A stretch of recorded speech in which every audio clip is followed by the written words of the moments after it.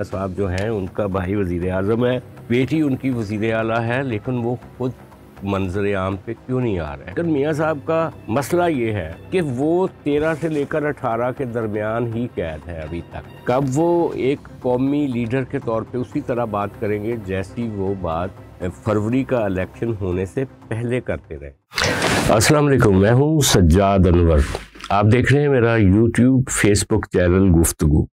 اگر ابھی تک آپ نے میرا یوٹیوب چینل سبسکرائب نہیں کیا، اس کو سبسکرائب کریں، اور فیس بک پیج، اگر مجھے آپ فیس بک پہ دیکھ رہے ہیں تو یہ میرا جو پیج ہے اس کو لائک کریں، اس کو فالو کریں۔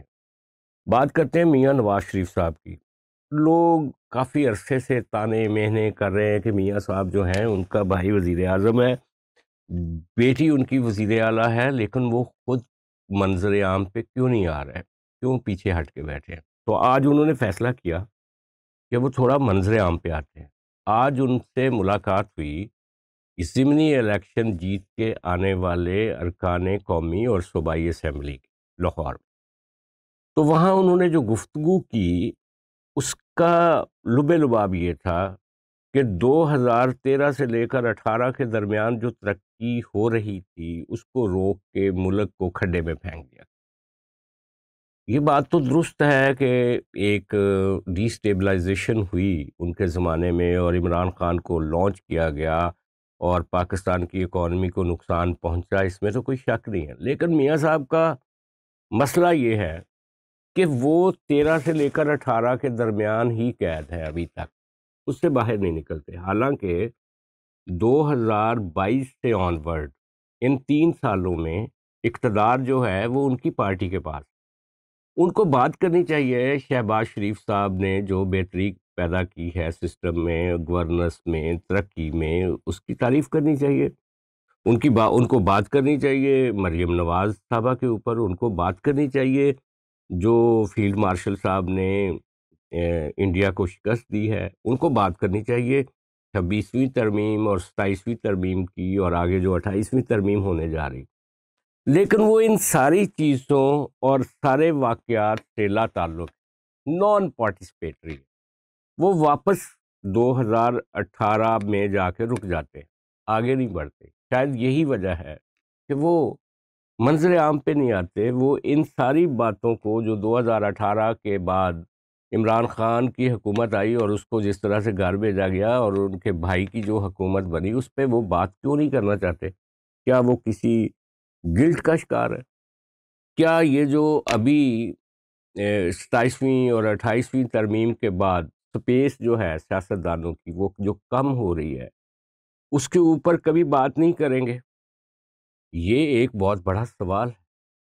اس کے اوپر باقی جماعتیں بات کر رہی ہیں چھوٹی موٹی، مولانا فضل الرحمان بات کرتے ہیں، پیپلز پارٹی والے بھی بات کرتے ہیں، لیکن مسلم لیگ نون جو حکومت میں ہے وہ تو مکمل طور پہ اسٹیبلشمنٹ کے ساتھ کھڑی ہے۔ وہ کہہ رہی ہے جی کہ 28ویں ترمیم آئے گی اور ہم اس میں ملٹری کی حسب منشا ترامیم کریں گے۔ لیکن میاں صاحب اس سارے معاملے پہ خاموش ہیں۔ یہ خاموشی ان کی کب تک رہے گی؟ وہ کیوں آگے بڑھ کے اس سارے معاملے کا کریڈٹ نہیں لینا چاہتے جو شہباز شریف صاحب کر رہے ہیں؟ وہ اگر تھوڑا بہت کریڈٹ لیتے بھی ہیں تو وہ معیشت کی بحالی کا تھوڑا بہت کریڈٹ لیتے ہیں، یا اپنی بیٹی مریم نواز کی کارکردگی کا تھوڑا بہت ذکر کر دیتے ہیں۔ لیکن جو اوورال قومی سیاسی سنیریو ہے اس میں ان کی جگہ خالی ہے، ان کے لفظوں کی ضرورت ہے اس جگہ پہ جس کے اوپر وہ کوئی بات نہیں کر رہے۔ یہ خاموشی ان کی کب تک رہے گی؟ کب ٹوٹے گی؟ کب وہ ایک قومی لیڈر کے طور پہ اسی طرح بات کریں گے جیسی وہ بات فروری کا الیکشن ہونے سے پہلے کرتے رہے؟ جیسے محترمہ بے نظیر بھٹو گفتگو کرتی رہی، جیسے آج بلاول بھٹو گفتگو کر رہے ہیں۔